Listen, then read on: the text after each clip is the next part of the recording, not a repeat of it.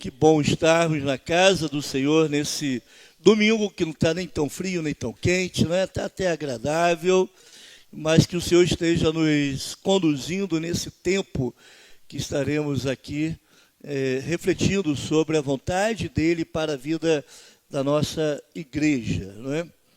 Vamos orar, vamos colocar diante do Senhor, vamos pedir que a bênção dele esteja sobre nós. Pedir ao irmão Marcos, por gentileza, que nos eleve a Deus nessa palavra de oração. Obrigado, Senhor, por essa manhã que estamos aqui reunidos como igreja para estudar a sua palavra, Senhor, para aprender mais de Ti, para podermos glorificar o Seu nome sempre em tudo aquilo que nós fizermos, Senhor. Abençoe Amém. Essa igreja, abençoe o pastor que está à frente desse trabalho, dele sabedoria, Senhor, que o Espírito Santo do Senhor possa conduzi-lo em todos os momentos, em tudo aquilo que ele falar aqui, Senhor. Amém. E que realmente, Senhor, nós possamos colocar em prática tudo aquilo que o Senhor tem para falar ao nosso coração neste dia, Senhor. Em nome de Jesus nós oramos. Amém. Amém. Muito bem, irmãos. Nós vamos iniciar hoje uma série de estudos desse livro aí, Batista por Convicção e Missão, Eclesiologia sob olhar discipular do pastor Diogo Carvalho. Irmãos, foi uma grata surpresa conhecer esse pastor. Não conhecia os escritos dele, mas não conhecia pessoalmente. E o ano passado nós estivemos participando no Congresso Discipulado e ele foi o preletor e foi uma bênção, né? E depois eu comprei o livro, li esse livro 2 vezes, falei, não tem que passar para a igreja. Inclusive, estou também passando para os pastores serranos, né? Ou pelo menos incentivando uma discussão através de alguns escritos que nós encontramos, alguns ensinamentos encontramos nesse livro. Nós temos caminhado aqui como igreja e já há algum tempo estudando alguns livros. O primeiro livro que nós estudamos foi esse daqui, Instrumentos nas Mãos do Redentor, Paul David Tripp, certo? São livros que falam como que o cristão deve agir enquanto estamos sendo transformados. Somos usados por Deus como instrumentos dele para a transformação de outros. Essa é a ideia básica desse livro. Estudamos um tempo e tem muito a ver com a vida da igreja. Um outro livro que nós estudamos foi o livro do pastor Mark Dever, 9 Marcas de uma Igreja Saudável. Foi um estudo muito interessante, muito importante, e eu acredito que esse livro também dá um direcionamento do que realmente, de fato, merece a nossa atenção e o nosso investimento como igreja. Um outro livro que nós também estudamos aqui, graças a Deus é uma igreja que estuda bastante, né? É A Treliça e a Videira, né? A Treliça e a Videira é um livro que fala do cuidado que nós devemos ter com a videira. E às vezes nós olhamos mais para a treliça, que é a estrutura, do que para a videira, que são as pessoas. São livros realmente importantes e foi um período bom aí de estudo e de aprofundamento. Hoje, então, nós vamos começar o estudo desse livro, Batista por Convicção e Missão. É um estudo também muito interessante, que eu acredito que nós vamos tirar alguns princípios importantes que devem ser praticados, né? Devem ser observados pela igreja. Pode passar, amigo? Olha para mim, por favor. Isso, passa. Isso, obrigado. Ser batista não tem que ver, basicamente, com as estruturas que mantemos, mas com os princípios que professamos. Aqui já começa, na introdução, no prefácio do livro, uma informação tremendamente importante. O que é ser batista? Tem a ver com a estrutura ou com os princípios? Eu espero que os irmãos entendam que ser batista tem a ver com princípios. Nós somos batistas porque cremos nos princípios bíblicos que encontramos lá relacionados à nossa fé. Infelizmente, dentro das igrejas, tem muito crente batista com cheiro de pentecostal. Isso é estranho, não é? Isso deve ser estranho. Eles só pensam, vão para o céu. A gente vai estar lá junto lá. Né? Talvez não fazendo tudo aquilo que eles fazem aqui, mas vão estar lá junto. Mas os princípios que professamos são diferentes. Nós não vamos entrar nessa área doutrinária. Podemos fazer isso num outro momento. É um outro estudo. Mas o que nós vamos ver nesse tempo são os princípios relacionados à igreja. É o que se chama de eclesiologia. Todo mundo aqui vai saber, vai sair daqui ao final desse estudo, espera-se, entendendo bem o que a Bíblia fala a respeito da igreja e como que a igreja deve ser. E os nossos princípios são bíblicos. O primeiro capítulo, Batista por nascimento e convencimento, ele vai falar que nasceu em um lar batista, esse pastor, ao tempo que escrevo, meu pai já conta mais anos de ministério pastoral batista do que eu tenho de vida. Então, é um pastor, filho de pastor, que viveu numa igreja batista, mas que não havia ainda aprendido bem o que significa esse princípio. Batista por convicção. Durante o seminário, aí ele vai narrar uma história que serviu para despertar para essa necessidade de compreensão. Um grupo de amigos intentou batizar um novo convertido na praia, sem o conhecimento e anuência da igreja. Eles foram evangelizar, alguém se converteu, vão batizar esse camarada. Mas peraí, ele vai batizar, vai para onde? Né? É aquele princípio tão importante, né? Que não basta apenas evangelizar. A pessoa que se converte, ela tem que ser enviada para uma igreja que vai dar para ela a condição, o suporte, né, necessário para o seu desenvolvimento. Então, essa é a ideia. Vou batizar porque Jesus mandou batizar. Peraí, mas Jesus também instituiu a igreja, né? E Deus o preservou de errar. Ele, a princípio, se envolveu com esse grupo, mas ele se afastou. E mesmo sendo dado uma segunda chance pelo seu pai, para que esses jovens voltassem atrás, eles ficaram irredutíveis. Sabe aquelas pessoas que se apropriam de ideias e não abrem mão? É Deus que está falando, não é, a Bíblia não ensina isso. Não é? E acabaram, então, saindo da igreja. Batista por convicção mais ainda. Pela graça de Deus, o pastor então Diogo Carvalho, ele pôde fazer o doutorado na PUC, que é uma universidade católica. Lá ele conheceu bem a teologia católica e, em vez de se colocar em dúvida aquilo que ele já cria, ao contrário, ele percebeu realmente que aquilo que se praticava, o que ele praticava, era de fato a doutrina que Deus tinha para a sua igreja. Tudo que vi por lá só me ajudou a confirmar minhas convicções. Ok? Então, por isso que é batista por convicção. Você é batista? Uxi. Está feia a coisa. Pastor, acho que a gente está precisando batizar todo mundo de novo. Fazer um rebatismo geral, arrumar um monte de balde aqui, né? Mergulha a cabeça e volta. Irmão, você é batista, sim ou não? Amém. Mas por convicção. Eu espero que não tenha alguém aqui que tenha sido trazido. Hoje nós temos pessoas que estão nas igrejas não por conversão, mas por conveniência. É muito legal lá. Na igreja tem trabalho para jovem, na igreja tem trabalho para velho, na igreja tem trabalho para criança, na igreja tem trabalho, na igreja tem oficinas. Não, peraí, você tem que ser batista por convicção doutrinária. Essa que é a questão. Era possível ser ainda mais convicto? Sim, era. Aprendi com autores como Jonathan Leeman e o próprio Dever, que é o Mark Dever, aquele autor do livro 9 Marcas para uma Igreja Saudável, que quando dizemos que a igreja são as pessoas, não estamos sendo totalmente precisos.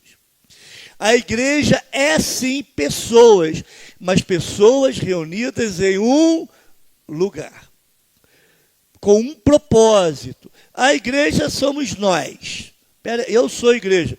Isso, irmão, tomado ao pé da letra, isso pode significar o seguinte: se eu sou igreja, eu não preciso me reunir. Eu já sou, eu me basto. Não é? Eu oro, eu oferto a mim mesmo, né? Se bobear, eu me batizo, né? Eu prego para mim. Bom, mas a ideia de igreja são pessoas reunidas em um lugar. Não foi à toa que Jesus escolheu a palavra eclésia, que é ajuntamento, e não demos, que é povo. Esse demos vem de democracia, que seria o governo do povo. Né? De onde vem democracia, né? Mas Jesus, em vez de usar demos, o povo usou eclésia, que é ajuntamento. Eclésia é a palavra usada por Jesus em grego para se referir à igreja. A igreja tem um povo, sim, mas um povo local que se reúne. Entende isso? Gente, eu tenho batido nessa tecla já há alguns anos. As pessoas deixam de estar na igreja por qualquer motivo. Isso tem sido muito severo, não somente na nossa igreja, mas qualquer motivo. Eu não estou falando aqui de motivos justificáveis, não, mesmo. Pelo amor de Deus, não é isso. Mas por qualquer motivo. Nós já tivemos alguém aqui que eu falei: meu irmão, você não pode servir na igreja porque você não vem domingo de manhã. Você não frequenta a IBD, mas domingo de manhã, pastor, é o único dia que eu posso jogar bola. Então não vem na igreja para algo melhor do que a igreja, que é jogar bola. Entende? São trocas que a gente faz, meu irmão, que no final traz um prejuízo espiritual absurdo, tremendo. Seguindo. Reunir-se em assembleia como igreja para decidir seus próprios rumos é a coroação do princípio bíblico de congregacionalismo. Nós somos congregacionais, irmãos. É um dos pontos altos do que significa ser batista. Nós somos um povo que se reúne. A assembleia que fazemos é uma parte desse estar junto. Mas também ela coroa esse princípio, porque na assembleia nós decidimos juntos. É verdade isso? Decidimos ou não, irmão? Ou a gente já está tudo pronto aqui e vocês só... Irmãos, tem igrejas que não estão mais fazendo assembleia. Quando faz assembleia, faz no outro horário, no horário alternativo, porque as pessoas não querem participar da assembleia. Que eu acho muito estranho. Cadê a mentalidade congregacional? Eu vi uma sugestão esse ano de uma pessoa ligada à parte jurídica, religiosa, que ele sugeriu o seguinte: você ter membros ativos e membros inativos. Os membros atuantes e não atuantes. Os membros atuantes seriam aqueles arrolados para participarem da assembleia, para não ter problema de quórum. Falei, gente, outro membro. Peraí, uma pessoa que não quer participar da vida da igreja é membro da igreja? Pode ser considerado como uma pessoa que está envolvida com a vida, com a igreja do Senhor Jesus? Tem um erro aqui, eu acho. Né? A gente está dando muito jeitinho, né? A gente sempre dá um jeitinho. E isso é complicado. Boa parte do nosso tradicionalismo é apenas um resquício daquilo que um dia já deve ter feito sentido. E hoje é apenas uma repetição sem razão de ser. Isso aqui é um problema grave, irmãos. Às vezes nós fazemos coisas simplesmente porque já tem sido feita há muito tempo. E não nos preocupamos em entender o princípio subjacente, o princípio anterior, o princípio que sustenta aquela prática. Estão entendendo, irmãos? Estão entendendo? Isso é um problema. Não basta apenas fazer coisas. Não basta apenas seguir práticas que têm sido feitas há muito tempo. Tem que saber o porquê que essas práticas existem. Que princípios sustentam essas práticas. Entende isso? Pergunta, EBD é uma coisa boa? Espero que a igreja entenda isso. É uma tradição. Você não vai encontrar na Bíblia nenhuma orientação direta dizendo a igreja deve se reunir todo domingo para fazer EBD. Mas qual o princípio que sustenta a existência da EBD? O princípio bíblico, a palavra de Deus, o ensino, o aprendizado da palavra de Deus. Então, o EBD acaba sendo uma tradição boa, mas é uma ferramenta que está sendo usada ou baseada ou sustentada a partir de um princípio, que é o aprendizado da palavra de Deus. E nós precisamos aprender cada vez mais, entendem? Quando não se entende o princípio, que é importante aprender a palavra de Deus, a EBD perde sentido. Então eu vou quando dá, eu não é tão importante, não é? Eu tenho ido, às vezes, em algumas igrejas, e é interessante ver o culto domingo de manhã, ver EBD meio esvaziada, né? Aí eu olho assim, né? Procuro os músicos, eu sei porque eu já fui convidado para falar para músicos da igreja. Cadê os músicos da igreja na EBD? Cadê? Não estava lá. Aí quando deu o horário do ensaio, chegou o camaradazinho com a camiseta regata, e uma sandália havaiana, no horário. Não, ele não veio para a EBD, ele veio para o ensaio. Porque no culto da noite bomba. É um show, é um espetáculo. Entende? O princípio do aprendizado da palavra, ou então a compreensão da necessidade de crescer no conhecimento de Cristo, isso não está na cabeça mais dos crentes. Temos jovens aqui. Quantos jovens que gostam de estudar? De fato. Não precisa levantar a mão, não vou fazer.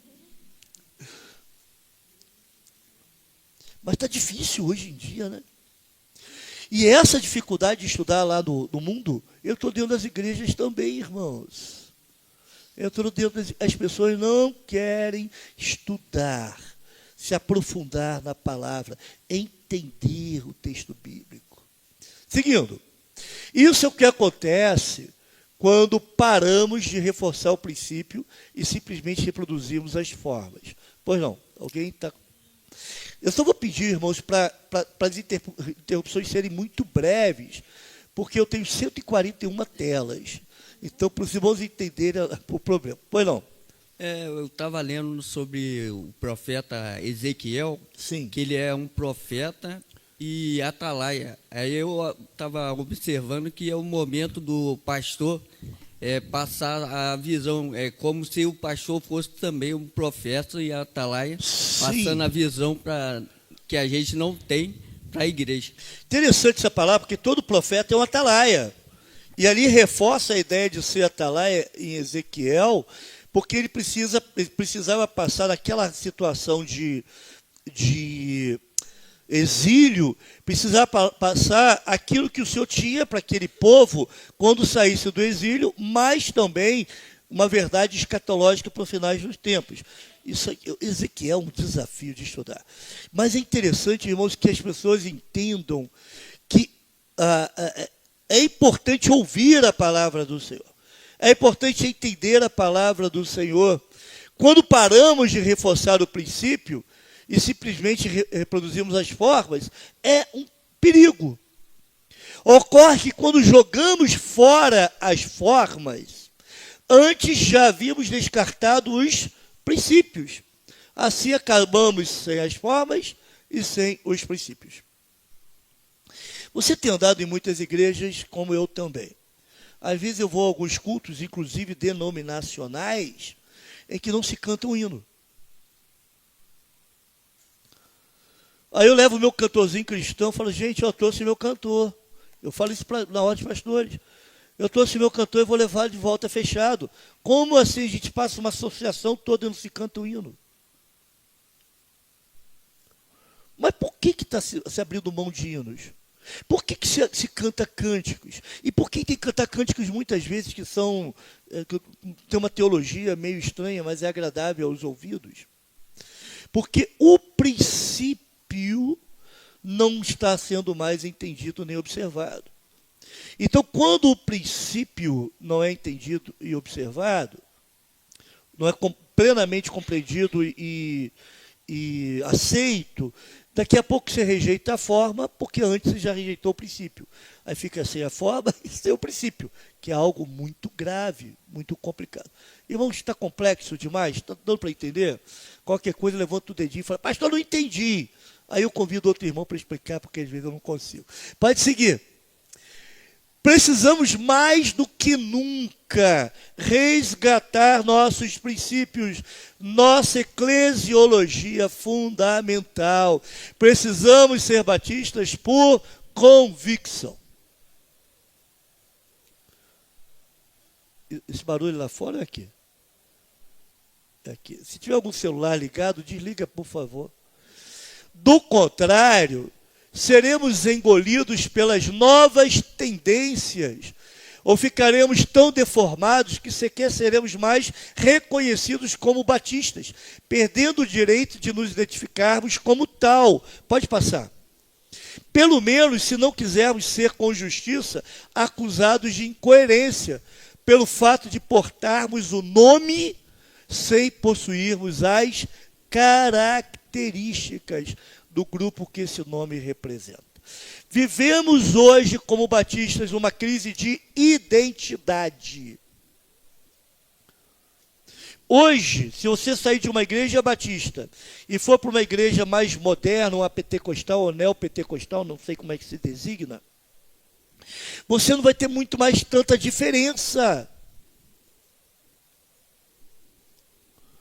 Nós não sabemos mais o que é ser batista. Tanto é que, muito facilmente, as pessoas saem de uma igreja batista e vão para uma dessas igrejas. Que eu não vou falar o nome porque está sendo... Mas vocês entendem. Uma tem aqui nas Brownies, outra lá perto das Casas Bahia, subindo ali, outra lá em Olaria, outra tem aqui. Ou então vai para uma Assembleia de Deus. Ou sai daqui... Conforme eu recebi um casal, pastor, a gente está indo para a igreja presbiteriana. Uma igreja presbiteriana é uma bênção.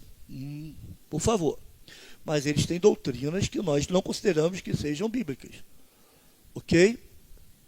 Falar isso é difícil, né? Por exemplo, batismo de criança. Você entende que isso é bíblico? A presença mística do Senhor durante a ceia. Você entende que isso é bíblico? Uma presença mística. Eu espero que você não entenda. Irmão, batista, volto a dizer, batista presbiteriano é uma bênção. Aí a pessoa sai daqui, aí eu apresentei essas doutrinas. Inclusive, essa pessoa que saiu, eu indiquei uma igreja batista para ela ir em um determinado lugar, ela não conseguiu ficar lá porque eles eram calvinistas. Uma igreja batista calvinista, lá tinha os pastores eram calvinistas. Aí de repente passa um tempo, vai para uma igreja presbiteriana. Você entende esse tipo de coisa? Mas porque, minha irmã, você está entendendo, meus irmãos, na verdade, o casal, vocês estão entendendo que lá o que eles se baseiam, o princípio básico da salvação é o calvinismo? Vocês entendem isso? Bom, aí eu não sei. Mas volta só um pouquinho aqui.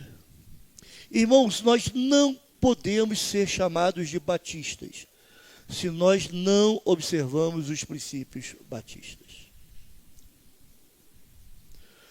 Muitas igrejas já abriram mão dos princípios e ainda carregam o nome de batistas.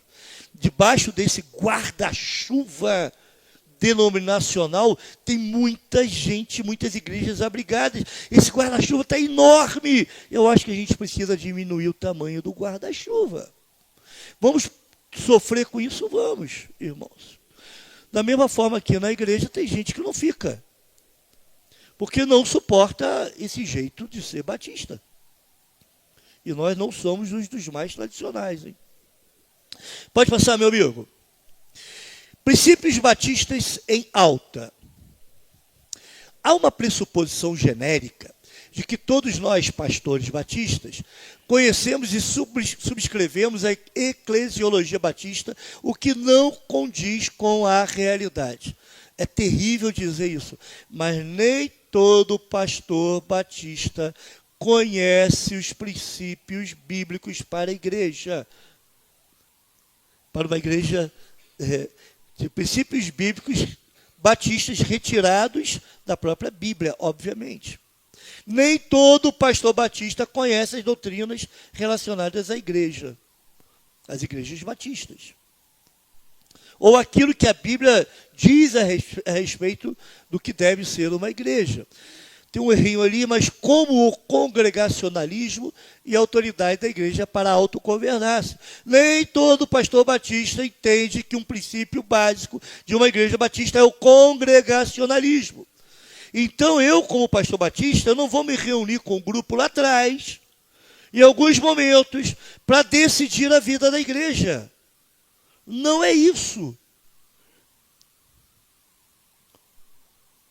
Tem igrejas em que a pessoa é recebida como membro dentro desse grupo, entende? A congregação como um todo não vê. É uma igreja que decide os rumos, é um grupo que decide os rumos que a igreja vai tomar, toma todas as decisões em relação à construção, toma todas as decisões em relação a métodos e propósitos. Mas é isso que é a igreja batista, irmão? Eu espero que você entenda que não. E outra coisa, a autoridade da igreja local para autogovernar-se. Eita lasqueira. Nós vamos falar mais detidamente sobre isso. Mas o que é uma igreja com uma autoridade para autogovernar-se? Então, vamos lá, a Igreja Batista Nova Suíça vai lá em Amparo, começa o trabalho lá em Amparo, o trabalho cresce, você tem uma congregação, organiza como igreja, e essa igreja fica ligada à nossa. Ela se torna uma filial da nossa lá em Amparo. Mas é isso que é o princípio bíblico. A igreja, ela tem a característica de governar a si própria. Autogoverno. Ela não está debaixo da liderança ou da presidência ou da autoridade de uma outra igreja. Então hoje, nós vamos falar mais sobre isso, hoje nós temos chamadas igrejas satélites. Então você tem uma igreja mãe e tem várias igrejas espalhadas pela cidade, pelo Brasil e até fora do Brasil. Aí é aquela igreja mãe. Mas é isso que a Bíblia ensina, irmãos? Não é. Cada igreja do Novo Testamento, ela tinha um governo próprio. Elas não eram filiadas a Jerusalém, a igreja de Jerusalém. Entende isso? Nossa eclesiologia não precisa ser revista, mas recuperada, né? Vamos dar um jeitinho, vamos ressignificar a nossa eclesiologia. Não é isso não, irmãos. Ela precisa ser recuperada. Melhor do que de qualquer outra tradição cristã é a que responde aos desafios deste tempo. Irmão, não tenha problema em dizer isso. Você faz parte de uma igreja batista porque você entende que a igreja batista é bíblica e que ela é melhor do que qualquer outra igreja, denominação cristã, em termos de compreensão e obediência às Escrituras. Sim? Bom, eu sou batista, mas a minha compreensão é lá da igreja dos 7 pneus tem a ver com o Espírito Santo, lá, dos 7 espíritos com olhos de fogo. Não, para com isso. Não, eu estou na igreja batista, mas a minha convicção é da igreja presbiteriana, é da Assembleia, é de uma igreja pentecostal, neopentecostal. Para com isso. Você tem que entender que a doutrina batista, o conjunto de doutrinas batistas, para você precisa ser a melhor que responde aos desafios desse tempo. Tá? Eu me lembro de um pastor, também vai lembrar, pastor Leonardo, de uma pessoa que fez um seminário e ele entendeu que ele não era mais batista. Ele chegou perante a igreja, irmãos, eu agradeço o tempo que tive aqui, agradeço esse período de seminário que eu fiz, mas minha compreensão é outra. E a gente fazia parte da mesma igreja, nós oramos por ele. Eu acho isso honesto, correto, que é pior do que, como se fazia no passado, as pessoas se infiltravam dentro das igrejas, começavam a disseminar ali doutrinas que não eram as nossas e depois arrebanhavam esse povo. Isso aconteceu várias vezes, tá, irmãos? Não que o mérito seja dela em si, mas da palavra de Deus na qual ela se apoia. O mérito não está na própria igreja batista, ou no conjunto de doutrinas, ou na sua própria declaração doutrinária, mas é na palavra. O mérito está na palavra. Os principais desafios à eclesiologia batista têm vindo justamente do campo missiológico, no qual se costuma pensar que o evangelismo justifica ou atenua qualquer erro doutrinário em matéria eclesiológica. Aquela igreja é diferente, mas não importa quem estão evangelizando. Cuidado com essa ideia. Porque aquele crente evangelizado, ele precisa ser cuidado, ele precisa crescer, se desenvolver numa igreja bíblica. Entende? Importa evangelizar. Não, calma por aí com esse andor. Evangelizar é tremendamente importante e necessário. Mas uma igreja que dê sustentação, suporte a esse novo convertido é fundamental, irmão. É fundamental. Então não se justifica virar os olhos, virar o rosto para o erro doutrinário, porque é uma igreja que evangeliza. Cuidado, porque essa evangelização acaba se tornando falha. Tá? Pode passar. Conhecer e abraçar a eclesiologia batista nos previne de ferir a Bíblia a pretexto de cumprir a missão. Nós já tivemos missionários, e uma missionária mais especificamente, né, Valnice Milhomes, os mais antigos vão lembrar dela. Ela fazia um trabalho interessante, mas começou a se descabeçar. Não tem jeito, não tem como você abandonar uma eclesiologia batista, porque ela está apoiada na própria Bíblia a pretexto de cumprir a missão. Isso vai dar erro, vai dar tilt, conforme dizia antigamente, para quem jogava aqueles joguinhos lá, dava tilt e o jogo parava, né? Vai dar problema. Tanto é que até hoje dá problema. Essa senhora já previu a volta de Cristo umas 3 ou 4 vezes. Né? Até hoje dá problema.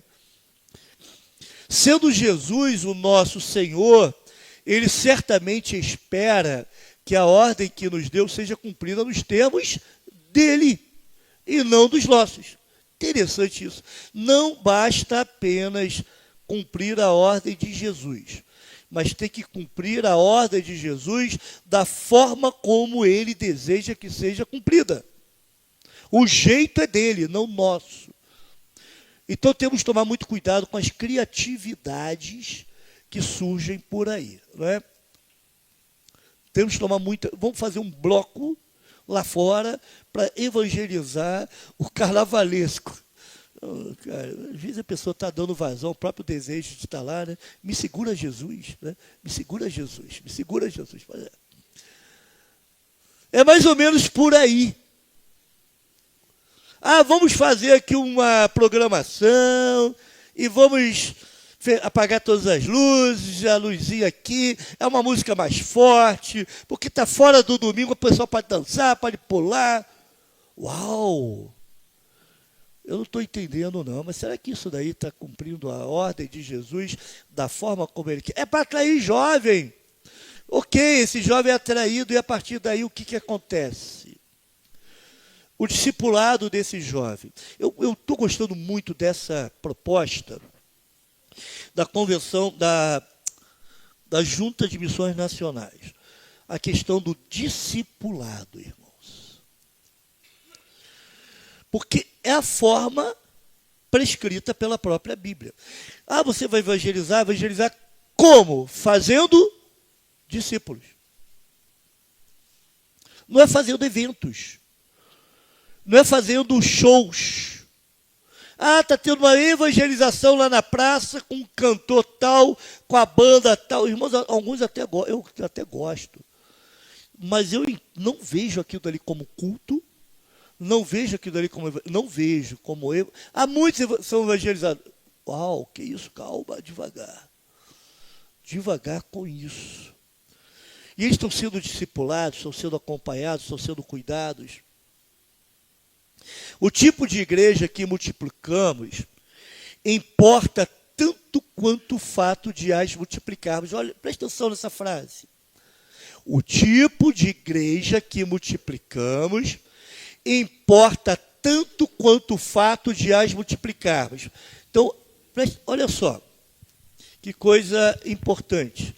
Não basta apenas ficar fazendo igreja aqui, fazendo igreja ali, abrindo igreja aqui, abrindo igreja ali, entende? Mas que tipo de igreja está sendo formada, está sendo organizada, está sendo multiplicada? Irmãos, entendem, irmãos, isso daí? Valorizando o que é nosso. Muitos de nós declaram que são batistas por convicção, mas não dominam satisfatoriamente as convicções que os tornam batistas. Eu não sei se foi interessante ou não, mas nós estudamos toda a nossa declaração doutrinária, domingo pela manhã. Os irmãos se lembram disso? Ninguém aqui pode dizer que não sabe. Não sei se tomou para si como convicção pessoal. Se você não tem acesso à declaração doutrinária, pode me pedir que eu passe, tire uma cópia para você. Ou então mando até de forma digital. Mas nós precisamos conhecer, nós precisamos dominar. Eu me lembro que no meu concílio só teve um examinador e ele perguntou o seguinte: quais são, me fale pelo menos dois itens da declaração doutrinária das igrejas batistas que você mais aprecia. Gente, eu tinha estudado a declaração doutrinária de forma pessoal e eu pude falar lá, que você considera mais interessante. Oi? O examinador do concílio, ele pediu que dissesse 2 itens da declaração doutrinária que eu mais apreciava. E, como eu tinha estudado a declaração doutrinária de forma pessoal, eu pude responder aquela pergunta. Né? O outro que estava sendo examinado comigo teve um pouquinho de dificuldade, né? de entender, né? de falar a respeito disso. Irmão, pensa bem, precisamos conhecer as nossas doutrinas. Precisamos conhecer a nossa declaração doutrinária. Precisamos ser batistas por convicção, senão daqui a pouco qualquer apelo lá fora nos puxa. Aí eu vou para aquela igreja, pastor, estou saindo da igreja. É mesmo? Vai por quê, irmão? Você é batista, então por que você tem ido para outra igreja? Se for para outra igreja batista, beleza, tranquilo. Mas de outra denominação, aliás, você já ouviu falar no pacto das igrejas batistas? Todo mundo aqui conhece esse pacto. E no seu pacto que você fez, diz o seguinte, que quando você saísse dessa igreja, você iria se filiar a uma igreja de mesma fé e ordem. Mas quantos de nós estão indo para outros arraiais, né, que não são os batistas? Até os que têm dificuldade em dar autonomia querem. Muito interessante isso. Até os que têm dificuldade em dar autonomia querem. Autonomia é um princípio das igrejas batistas. Irmãos sabem disso, né, irmãos? Tem algumas denominações que abrem igreja e vira campo. Ou então abrem igrejas e viram filiais, certo? Mas estão sempre presas à igreja central, à igreja mãe. Mas a autonomia é um princípio das igrejas batistas. Cada igreja batista é autônoma. Isso para o bem ou para o mal, mas é autônoma. Tá?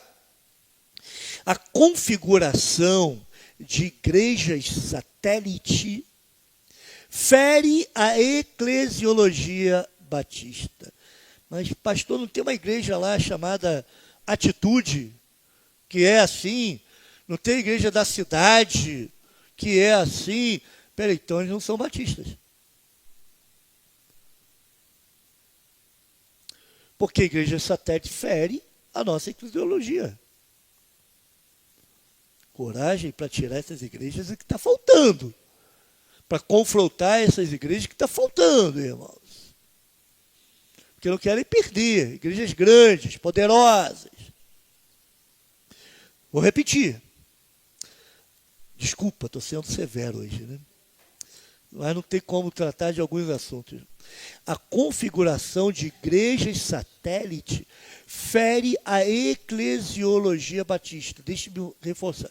Eclesiologia são os princípios bíblicos retirados, os princípios que regem a igreja, retirados da própria Bíblia que nós batistas adotamos. Isso é eclesiologia. A configuração de igreja satélite fere a eclesiologia batista, por colocar uma igreja local acima da outra. Quando que pelo Novo Testamento, cada igreja local representa a autoridade do Senhor Jesus Cristo na terra e presta contas somente a Ele como seu único cabeça. Cada igreja local representa a autoridade de Cristo na terra. Tanto é que nós tomamos decisões importantes aqui relacionadas a membros. E nós vamos nos referir mais sobre isso lá para frente. Bom, se essa igreja aqui local não tem essa autoridade de Cristo, a outra igreja mãe que tem autoridade para ter uma coisa errada aí. São assim porque os pastores ou a igreja que pastoreiam possuem autonomia para isso.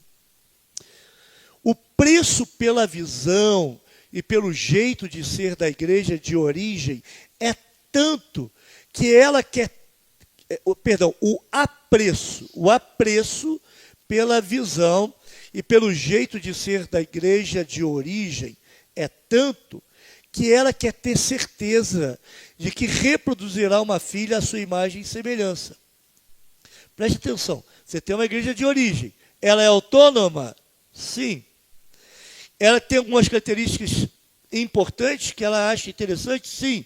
E ela quer reproduzir essas características nas igrejas filhas.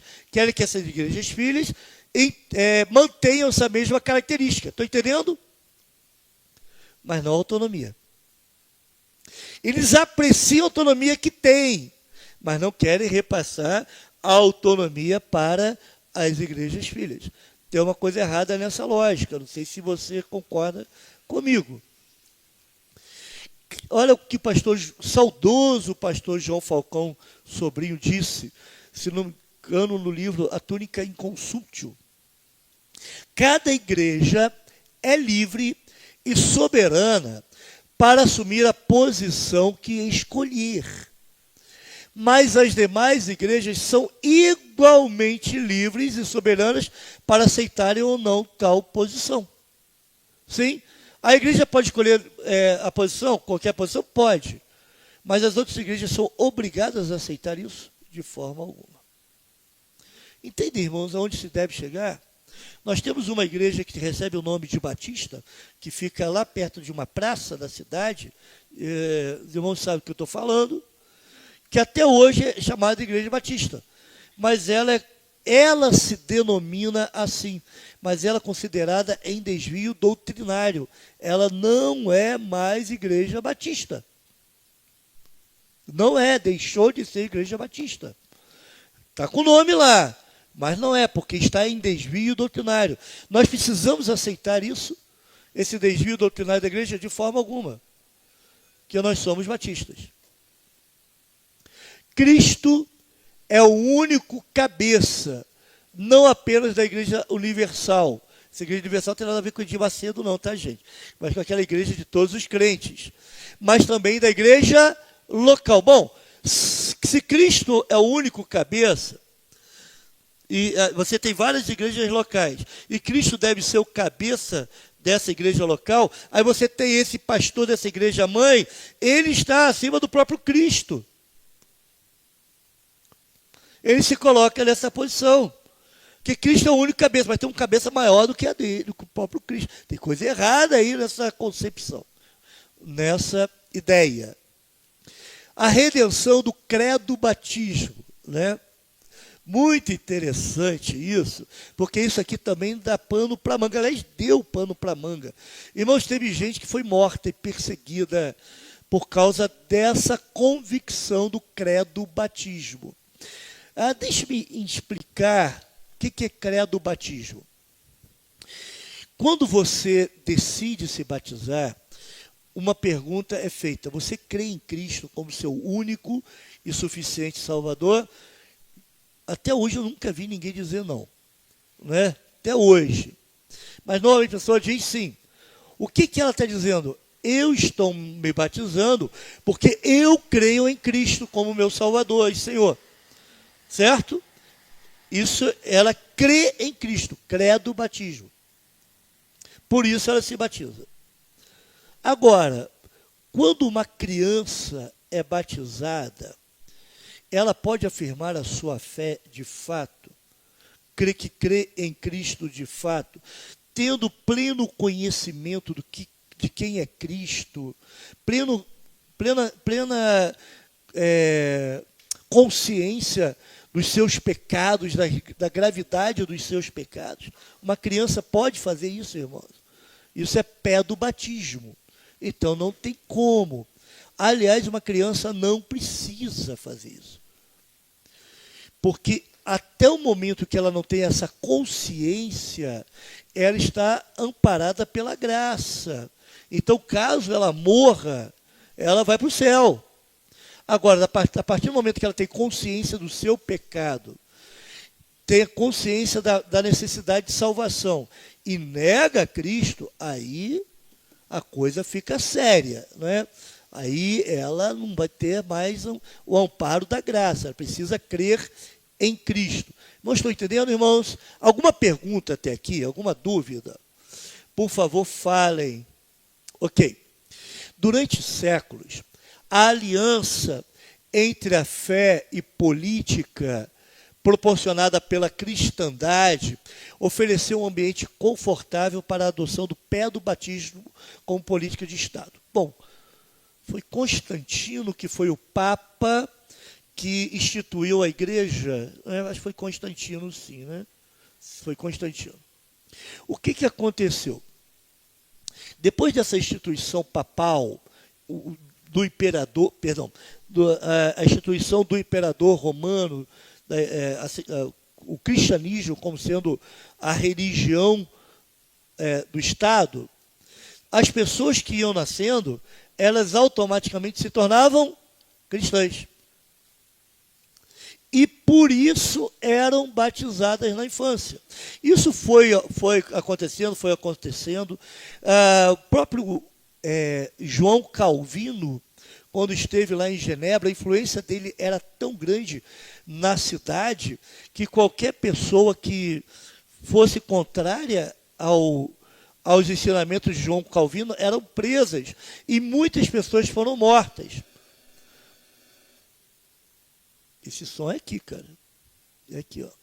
E muitas pessoas foram mortas.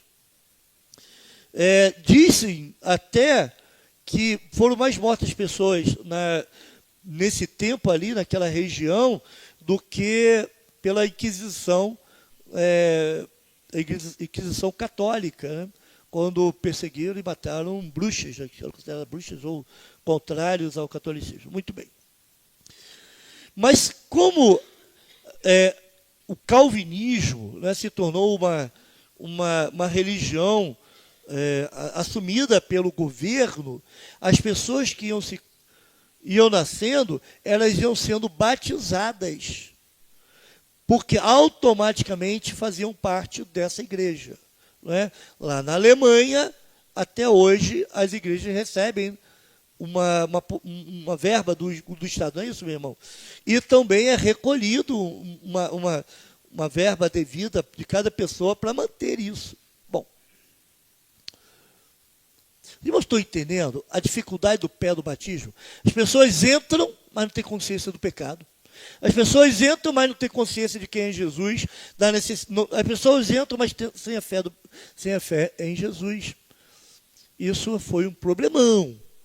Até que se levantaram batistas e anabatistas contra esse princípio. E por causa disso foram perseguidos e muitos até mortos. A fé, então, com o credo batismo, a fé volta a ser proposta, não mais suposta, muito menos imposta. Muito legal esse trocadilho. A fé volta a ser proposta, não mais suposta e muito menos imposta. O que significa? Com a adoção do credo batismo, eu preciso evangelizar, a pessoa crê em Cristo, mas eu não posso impor essa fé. Eu também não posso supor que a pessoa é cristã, simplesmente porque nasceu num local, numa região que o cristianismo está instituído, ou de uma família cristã. E também não pode ser, bom, imposta eu já falei, de forma alguma. Irmãos, entendem a ideia do credo, do batismo? Ela não impõe, ela propõe. Ela não supõe que a pessoa seja crente, ou seja, é crente em Cristo, mas ela também não impõe. Fé não pode ser imposta. Eu espero que aqui na igreja não tenha ninguém batizado porque a família quis, ou porque achou legal, ou porque foi um momento importante na vida da igreja, está todo mundo se batizando. Não. Aí não é credo batismo. Tá? A fé, fomos perseguidos e exilados por pensarmos como pensamos, mas o Novo Testamento esteve ao nosso lado o tempo todo. Encerramos 2 capítulos, tá, gente? Estamos sobrevivendo, todo mundo aqui está vivo, precisa de um respirador, alguma coisa assim, está tranquilo, de um desfibrilador, não, tá beleza, né? Então vamos para o capítulo 3. De volta às origens. Eita lasqueira, acho que eu não teria nem como explicar essas ideias aí. De onde surgiram os batistas? Isso, irmão, dá pano para manga, tá? A primeira proposta, que ocorreu um sucessionismo batista. Essa proposta advoga uma espécie de linhagem orgânica das igrejas fiéis e verdadeiras, desde o ministério de João Batista até os dias de hoje. João Batista, por que esse Batista, acompanhando o João aqui? João Batista, porque ele era aquele que batizava. E batizava como que João batizava? Por imersão. Certo? Então, muitos entendem que os batistas hoje vêm dessa linhagem desde João Batista até os nossos dias. Por isso que nós somos batistas. Tem livros escritos sobre isso. A segunda ideia é que os batistas estão ligados aos anabatistas do século XVI, porque os anabatistas defendiam o credo batismo, eram contrários ao pé do batismo, então as pessoas entendiam que então os batistas vieram de lá. Então, a terceira proposta, então, para o surgimento dos batistas, é que eles vêm dos separatistas ingleses denominada descendência puritano-separatista. Eu tenho percebido que essa tem sido uma ideia que está tomando lugar das outras. Tem muitos estudiosos adotando mais essa ideia. Nós teríamos vindo lá desses separatistas ingleses de 1800 e alguma coisa, ou 1700 e alguma coisa, não lembro bem, para até os nossos dias, embora alguns acham que desde 1620 eles já existiriam. Esses separatistas ingleses, tá? Desde 1620. E que eles se separaram dessas ideias que tinham aí de pé do batismo, de ceia, transubstanciação, experiência mística, consubstanciação, ou calvinismo. Não, tinha muitos, né, então, eram calvinistas, calvinismo nem tanto. Mas eles separaram dessa ideia e deram origem, então, a essa denominação que são os batistas. Se você quiser, pode pesquisar mais nesse sentido e adotar uma das três. Mas teríamos surgido, são pelo menos essas três as ideias que nós temos, sendo a última a que mais tem sido considerada nos nossos tempos. Ponto-chave de uma igreja batista é membresia regenerada, irmãos. Membresia regenerada. Fizeram uma pergunta a Mark Dever, que teve aqui no Brasil, que foi aqui no Brasil, tá? Lá no Seminário do Sul, em fevereiro de 2020. Eu vi a pregação, mas a pergunta não filmaram. Qual a maior contribuição dos batistas na história da teologia? Qual a maior contribuição dos batistas na história da teologia? Resposta do Mark Dever: o batismo apenas dos crentes. Irmãos, são algumas lutas que a gente passa, e às vezes eu também passo. Por exemplo, se o irmão Filisbino chega para mim e diz: pastor, eu quero me batizar. O que a gente faz com o irmão Filisbino? A gente tem um tempo com ele, apresenta a palavra, os princípios bíblicos, não é isso? Aí o irmão Filisbino está preparado e ele fala: estou pronto, tá bom, então vou marcar, tal, e a pessoa então se batiza. Nesse processo todo, a gente confia na palavra do irmão Filisbino, certo? Mesmo passando por todo o processo, a gente pode errar. E nós não termos crentes regenerados na igreja. E esses crentes não regenerados são os que dão mais trabalho numa igreja. Sugam a igreja. Tiram a força vital da igreja, a energia da igreja. São crentes que, embora tenham o nome de batistas, façam parte de uma membresia local, não têm um compromisso com Cristo.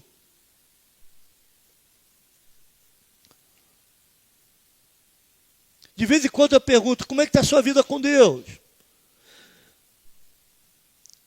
E normalmente eu ouço a seguinte resposta: orar nós ora, mas ler a Bíblia está difícil.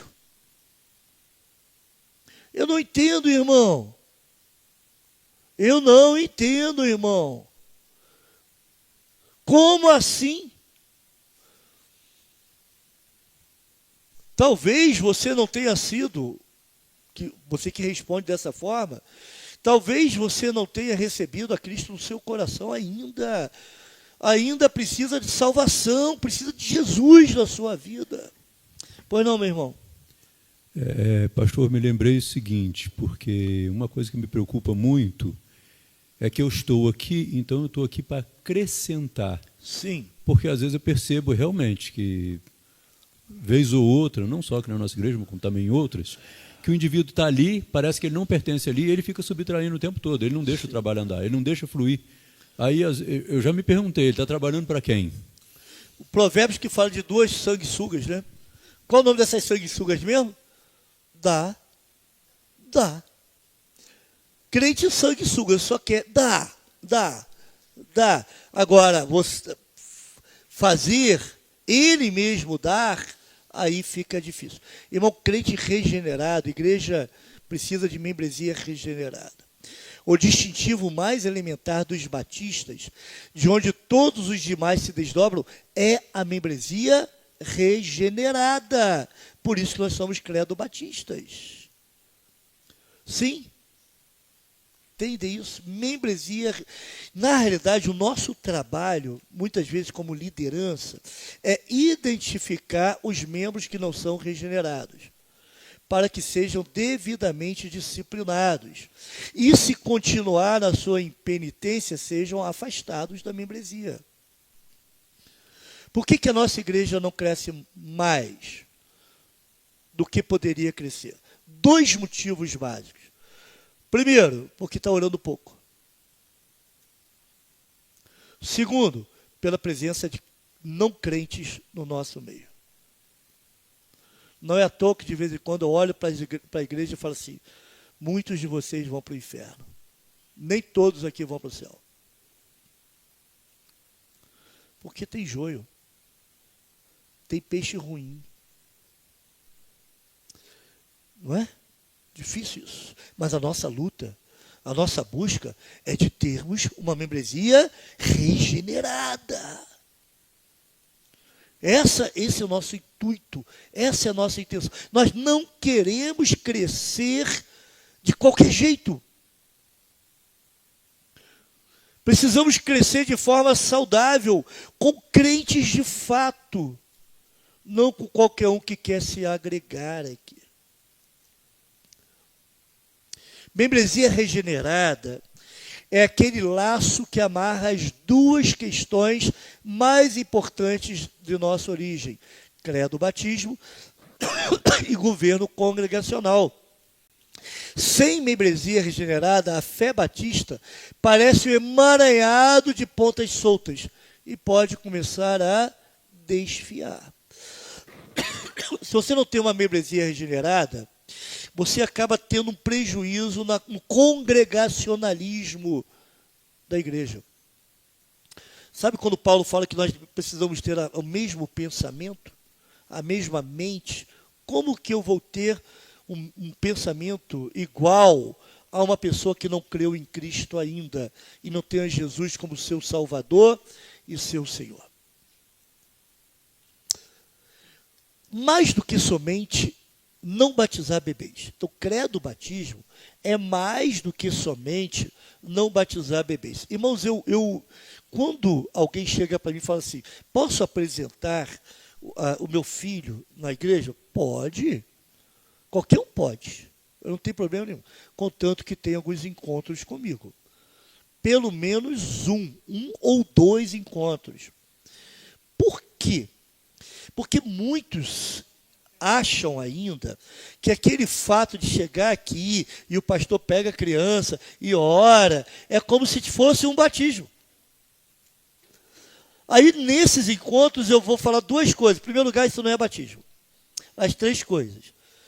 Apresentar a criança não é um batismo.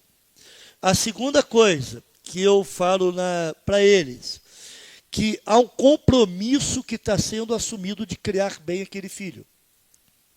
E a terceira coisa, que ninguém dá nada que não tem.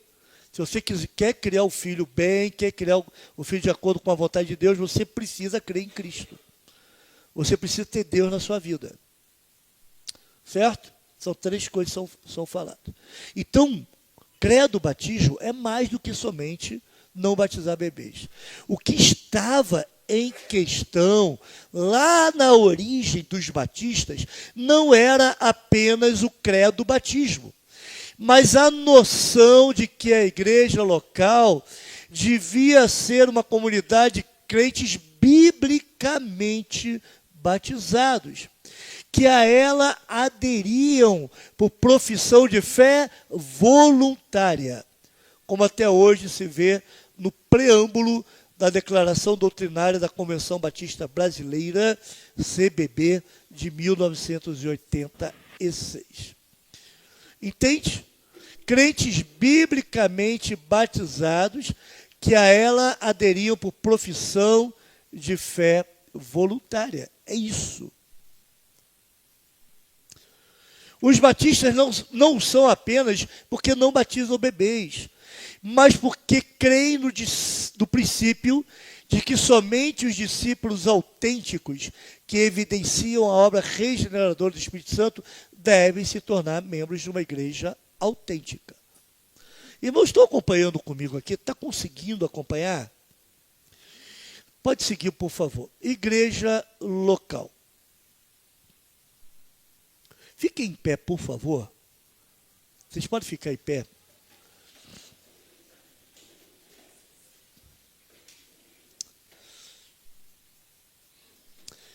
Vê se você consegue ler comigo o que está escrito ali. Os anabatistas e depois os batistas entram em cena que a verdadeira igreja de Cristo não deve considerar o número de habitantes de uma região, mas os crentes. Isso implica pensar que a igreja é formada por pessoas determinadas, reunidas em um local específico. Podem se sentar. Então, os anabatistas e depois os batistas diziam o seguinte: não basta nascer numa determinada região, a pessoa precisa ser crente em Cristo, e essa igreja surge quando você tem pessoas reunidas em um local específico. Pessoas determinadas, irmãos, não qualquer pessoa. Nessa nova eclesiologia, a membresia não é mais difusa ou indeterminada. Eu me lembro que uma vez participei de uma igreja e falavam assim, essa igreja tem lá 300 e tantos membros. Ah, interessante. Vamos dar uma olhada na lista de membros? Irmão, naquela lista constava União Feminina. Como um erro de digitação, sei lá, importaram alguma coisa na hora de digitar, não prestaram atenção. União Feminina como membro da igreja. Tinha membro ali que já tinha morrido há muito tempo. E ainda constava como membro da igreja. Espera aí, a membresia da igreja não é uma coisa estranha, que não tem cara, não tem um número indeterminado. Agora, essa membresia tem rostos, nomes, um número finito de membros que equivale à quantidade exata daqueles que voluntariamente aderiram à igreja. Os irmãos estão entendendo a importância da igreja local? A igreja local identifica aqueles que são de fato os crentes. Ah, todo mundo que nasce agora aqui em Nova Suíça vai pertencer à igreja. Não vai não. Não pode ser assim. Os anabatistas foram perseguidos, depois os batistas foram perseguidos por essa ideia. Irmão, tem muita coisa na nossa história que nós só chegamos até aqui porque muitos deram sangue por isso. Isso precisa ser valorizado. Membresia regenerada e igreja são de fato sinônimos, ou pelo menos deveriam ser em nossas mentes. Professor David Bledsoe, no livro Igreja Regenerada. Historicamente, os batistas estavam mais preocupados com a identificação de suas congregações locais, com o que consideravam ser distintivos bíblicos das verdadeiras igrejas, de acordo com o Novo Testamento. Então, se identificava uma igreja local de acordo com os princípios do Novo Testamento. Não existe, isso aqui é importante, irmãos, não existe uma igreja batista. O que há são igrejas batistas. Entende? Não existe uma igreja batista. E todas as outras fazem parte dessa única igreja. O que existe são várias igrejas batistas. Não quer dizer que os batistas neguem o conceito de igreja universal. Volto a dizer, por favor, não tem nada a ver com aquele moço aquele senhor já, não é? De vez em quando solta umas abobrinhas, que Deus me livre. A Igreja Universal é a igreja dos crentes em Cristo, todos os crentes. Não quer dizer que os batistas negam o conceito de igreja universal. É que quando o Novo Testamento cita a palavra igreja, o faz no maior número de vezes para se referir a uma congregação local de pessoas regeneradas e batizadas após profissão de fé, conforme preceitou a declaração doutrinária da Convenção Batista Brasileira. Ah, pastor, não entendo igreja local, eu não preciso de igreja. Igreja é uma instituição humana. Eu conheci uma pessoa que falava assim, eu sou evangélico. Você se reúne, eu perguntei, você se reúne em qual igreja? Não, a gente não precisa de igreja. Nossa igreja não tem nome. A gente se reúne aqui, reúne ali, reúne aqui, mas, bom, não tem cara, não tem identificação, não tem identidade. Irmãos, isso é complicado, irmãos. É complicado. Uma igreja local se reúne.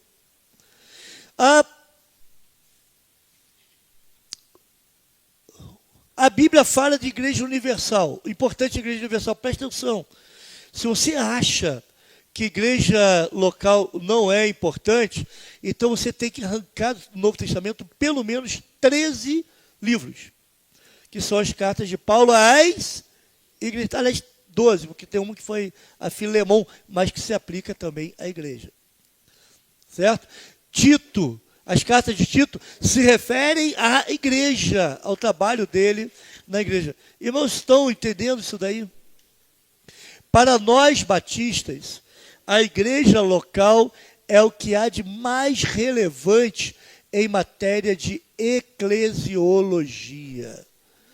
A igreja local é o que há de mais relevante em matéria de eclesiologia. Quando a gente pensa em termos de eclesiologia, aquilo que a Bíblia traz a respeito de igreja, nós pensamos em igreja local, irmãos. Pode seguir. Quando uma igreja batista se filia a uma entidade denominacional, irmãos, estão comigo ainda, irmãos? Aqui? Ok. Respira aí, vamos só mais 15 minutos. Quando uma igreja batista se filia a uma entidade denominacional, isso não significa que esteja submetendo a jurisdição de tal identidade. As associações são fruto da cooperação entre igrejas que se coligam voluntariamente. Então vamos lá. A nossa igreja, a Igreja Batista, ela faz parte de uma associação, mas também faz parte de uma convenção menor e faz parte de uma convenção maior. Pegando a nossa igreja, vou pedir licença aí para quem for ver esse vídeo.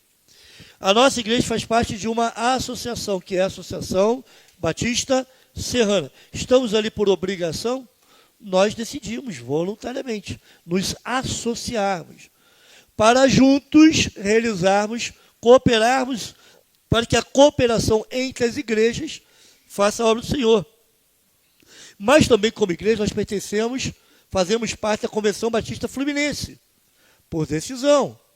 Não é obrigatoriedade. A Convenção Batista Fluminense não tem jurisdição sobre a nossa igreja. Tal qual fazemos parte da Convenção Batista Brasileira. As igrejas reunidas fazem mais e vão mais longe do que uma igreja isolada. Por isso que as igrejas se juntam. Vide os trabalhos missionários que são feitos. Né? Não estou entendendo, irmãos? A igreja local vem primeiro, porque foi ela que Jesus fundou e está edificando. Vamos lá em Mateus capítulo 18, versículo 20.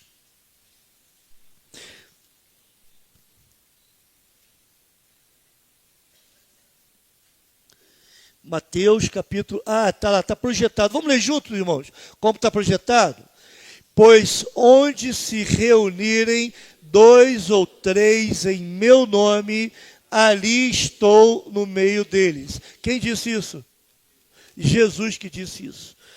Tem 2 ou 3 tomando decisões, em prol da igreja, e aqui no caso é referente à disciplina, e Jesus disse, eu estou no meio delas, dando autoridade àquela igreja. Pode seguir? Acima dela, acima da igreja local, somente Cristo. Nem o pastor, nem a denominação, nem outra igreja detém autoridade para se sobrepor à igreja local. Irmãos, igreja não tem dono. Aliás, eu vou falar um pouco mais sobre donos de igreja mais para frente. A questão de donos de igreja. Tem igreja, tem membros da igreja que acham que são donos da igreja. Tem um erro aí. Não é? Igreja não tem dono. O dono da igreja é um só, é Jesus. Não é o pastor, não é a denominação, não é a outra igreja que tem autoridade para se sobrepor à igreja local.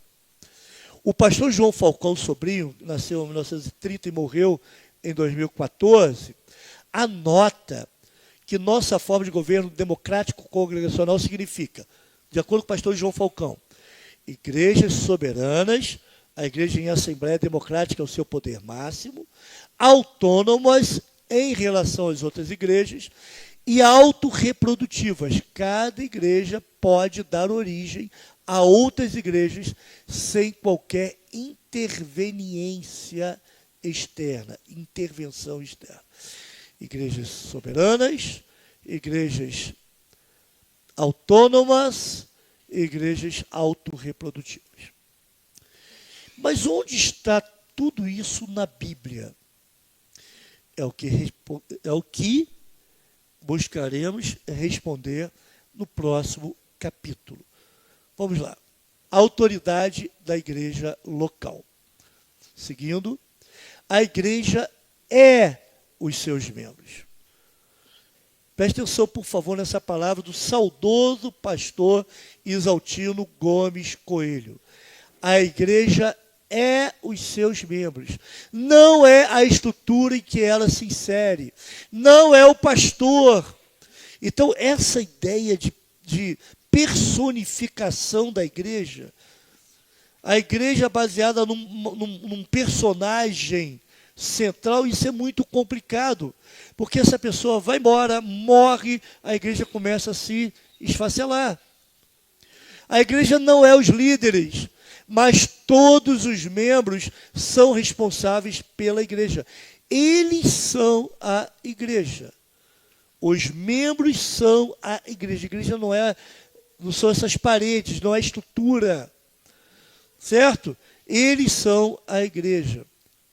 Nós viemos de uma cultura católica, romana, profundamente centrada no templo e no sacerdote. Isso é verdade. Irmão, como é que isso está entranhado, né? Estava conversando com uma pessoa esses dias e fiz aquela pergunta, como é que está você com Jesus? É uma pergunta difícil, né? Que as pessoas não gostam muito, não. Né?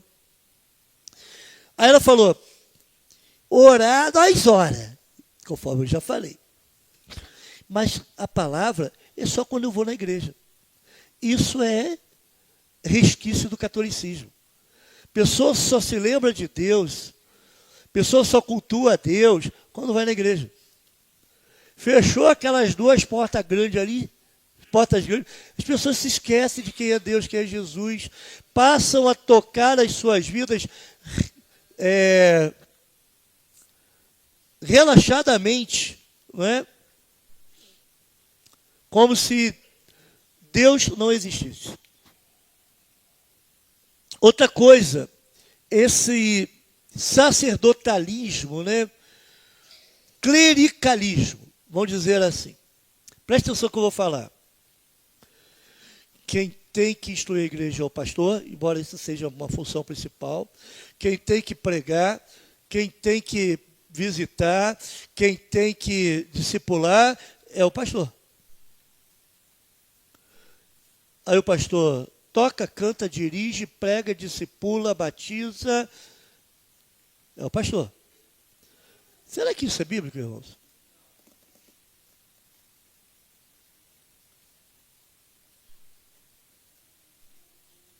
Estranho isso, né?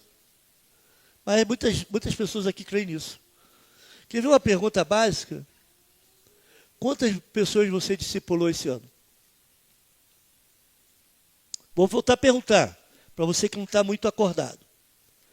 Quantas pessoas você discipulou esse ano?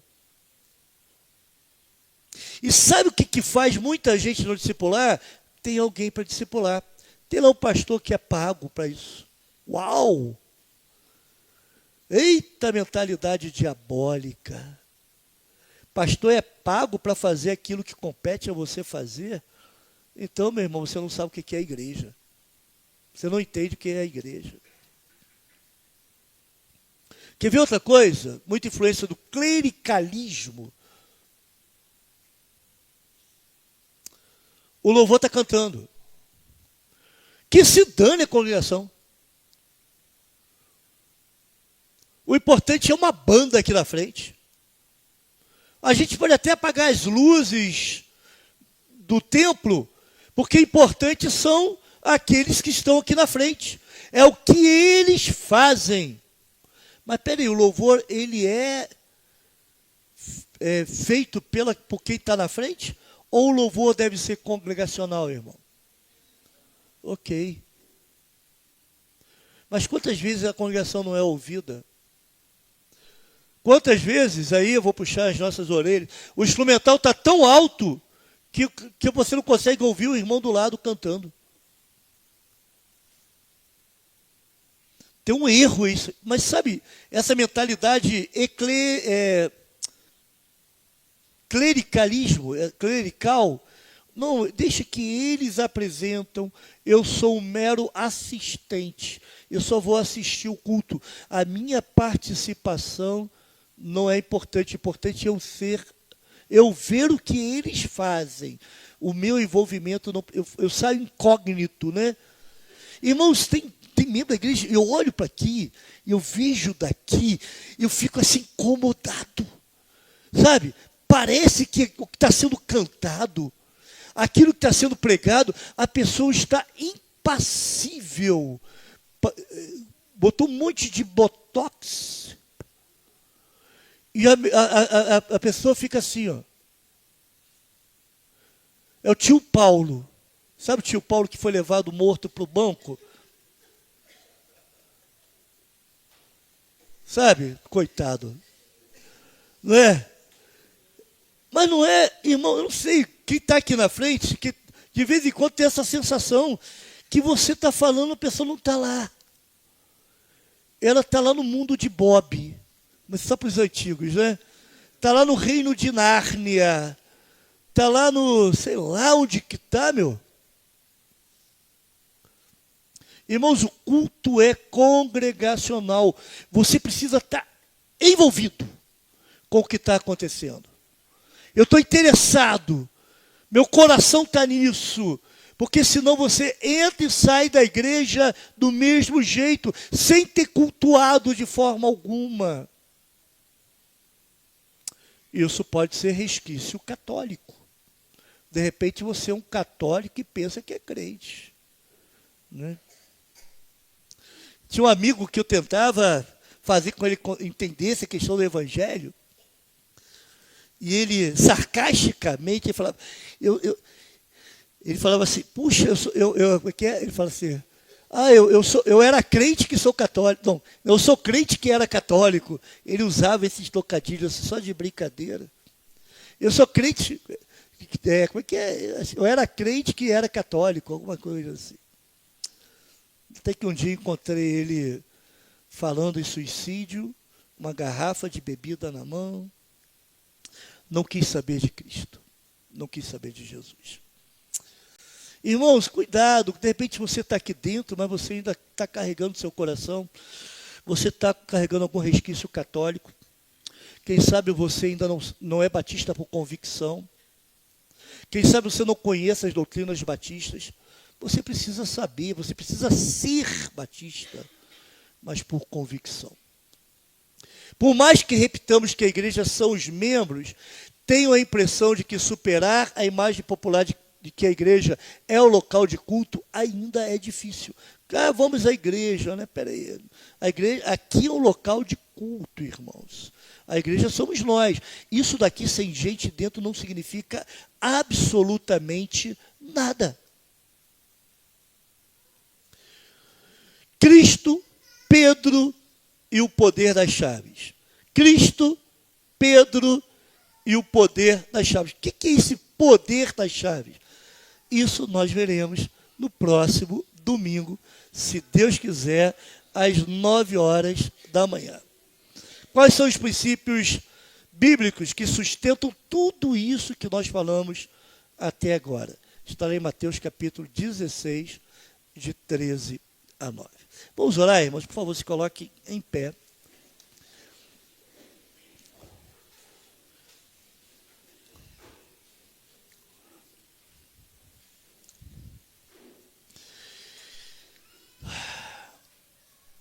Senhor, muito foi dito nessa manhã, mas existem muitas coisas ainda a serem trabalhadas, existem algumas coisas que foram ditas, muitas coisas que foram ditas, que ainda precisam ser recebidas nos corações como crenças pessoais. Senhor, que nós não tenhamos pessoas mortas aqui dentro, que não tenhamos pessoas mornas aqui dentro, que nós não tenhamos pessoas que meramente foram batizadas sem de fato crerem em Cristo, que nós não tenhamos crentes não regenerados, ó Pai, mas que haja um avivamento de tal forma em nossa igreja, que as pessoas que ainda não creram em Cristo venham se dobrar diante dele, venham se prostrar diante dele, clamando para que ele as salve, ó Pai, para que ele as livre da condenação eterna. Ó Deus, venha fazer uma obra, Pai, de restauração nessas vidas, Senhor. Dá-nos, ó Pai, convicções do porquê somos batistas, ó Pai.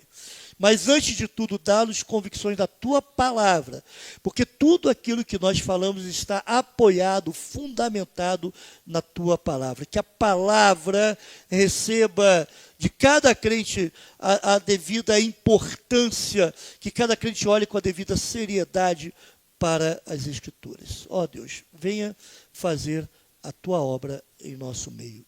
Em nome de Jesus. Amém.